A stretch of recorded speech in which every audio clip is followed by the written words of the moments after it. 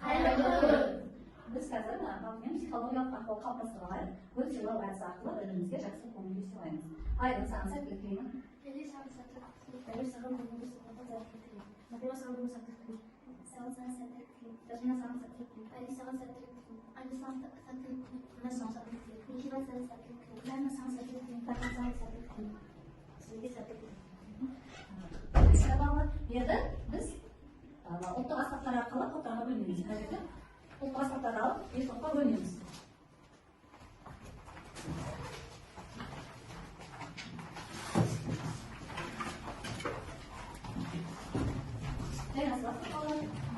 Бұл бірінші топ бізде достық тобы, келесі тобымыз бірлік тобы.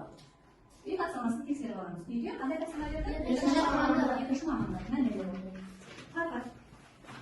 Екінші мамандық. Мен батамның еңбек кейін тапқан екінші бір мамандық аңға батам. Жазба қызбек қысымнен шебер, одан түспен балы жұқтап алған қызметін іздейміз. Айдын. Бұл әкелген осында оған ұқтап қосылды. Жасмин.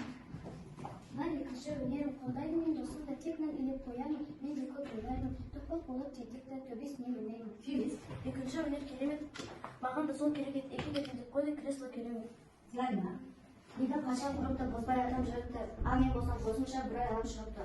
Радмила. Кек қылыш жайған ойландар, бірі екінші мамандық, адам құралды сыйландар. Жарайсыздар балалар. Келесі бізде топ формасы. Бірінші картаға топ формасы дайын шығады. Сұрақтар болса жауап беремін. Кейіпте дегеніміз не? Кейіптен таңғы құмыстардан тірі адам кейпінде немесе жансызды жанында түрде суреті тұрсын. Жарайсың. Завод. Кейіптен кейіпкерлерін ата. Бата, ұқтау, кресло, керемет, қашау, құрал сайман. Жарайсың. Енді балалар келесі масақ әдісі. Үйлерді құрастырамыз. Ақпаратқа жабыстырып. Бәріміз бірге топтан жұмыс жасаймыз.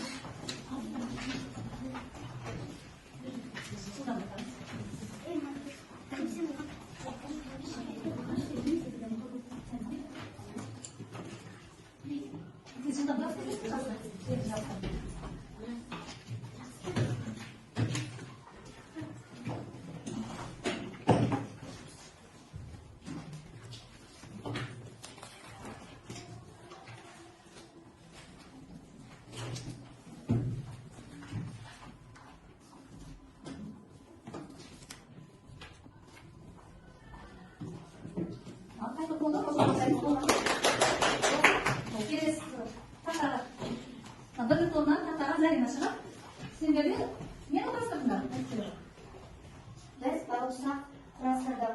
Балықшақ өткенде табаққа шекерді ашып қана салып, үстіне сүтті жылытып, күліп тұз салып, сұйық майды құйып, араластырып, ұнды салып, жұмсақтап илейді. Дайын болған қамырды алып, жайып содан кейін майдалап кесіп, сұйық майға салып пісіреді. Жарайсың. Достық тобы сендерде не құрастырдыңдар? Ащы салат. Ащы салат туралы бізге Жасмин айтып берді. Ащы салат қызық, ащы бұрыш қызыл, колбас, сарымсақ, қызанақ, тұз қосып барлығын араластырып жасайды. Жарайсың.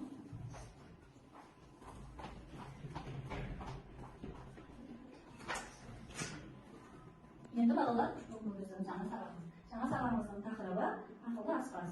Малдырын қалып етсексіз. Бұл сабақта шығарманың тақырыбы және қорытынды бөлімі негізінде сюжеттің дамуын болжап, оның себебін түсіндіреді. Оқыған шығармадағы оқиға жүйесін анықтап, оны бөліктерге бөліп, әр бөлікке ат қойып, жоспар құруды үйренеді екенбіз. Енді балалар оқулықтарын ашып, ақылды аспаз ертексін оқыңдар. Болса тақтаға түсініп айтуға Дамир.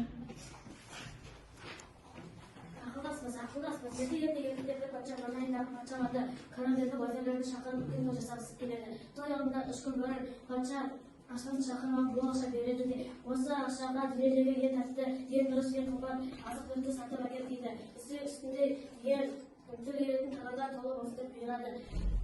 Аспаз базарға барып патшамен берген бар ақшасына малды тірі сатып алады. Дәмдіршілерді қосып патша үстеліне тағамдарды қояды.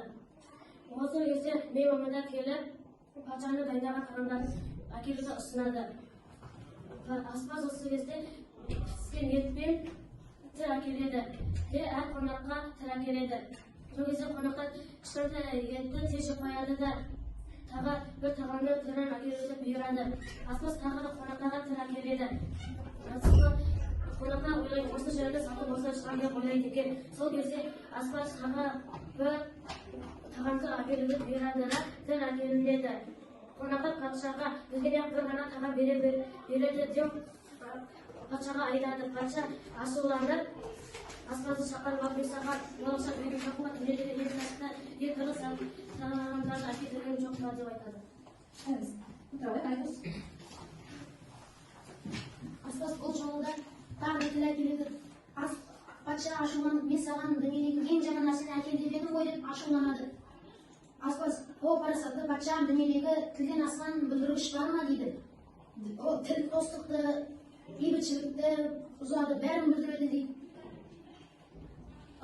Аспазы патшаның қонақтары да үндей алмай аспаздың тапқырлығына таң қалады. Келесі әдіс логия. Айдос.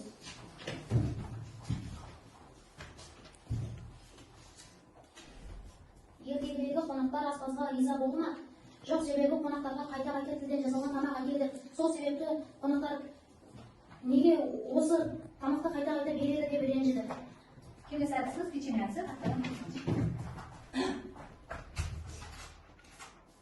Патшаның аспазы қандай адам? Патшаның аспазы нағыз маған ғана емес, сонымен қатар тілді сөйле тапқыр ақылды адам.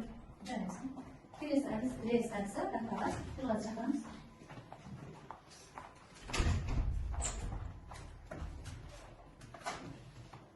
Аспаз болу оңай емес. Тағамды дәмді жасау көп адамның қолынан келе бермейді. Тағамды дәмді жасау талапқа енгізіледі. Балалар келесі тақсырма ертең мазмұны бойынша жоспар құрып жазамыз.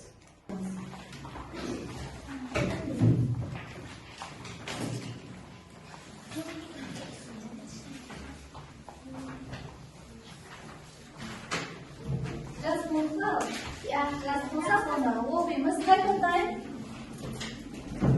Патшаның өмірі қонақтарға берілген ерекше тағам, аспазды тапқырлығы. Жарайсыздар. Достықтағы Ертегі мазмұны бойынша жоспар құрап жаз. Патшаның өмірі аспазды дайындаған тағамы, аспаздың патшаға айтқан сөзі. жарайсыздар балалар. Енді балалар білім қоржыны әдісі арқылы бүгінгі сабақтағы жақсы түсіндік па, сабақ тамаша болды ма, болмаса бізге түсініксіз нәрсе болды ма, алдарында стикерлер бар, стикерлерге жазып білім қоржынына салып қоямыз.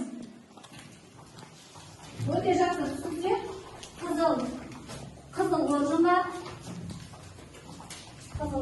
жақсы түсінсе тоқ қоржынға, түсінбеген сұрақтарыңызға болса, қоғын қоржынға тыстырамыз.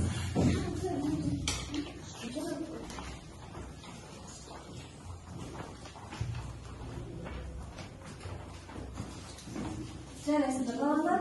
Бүгінгі сабақта балалар концерт әдісі арқылы сендерді бағалаймыз.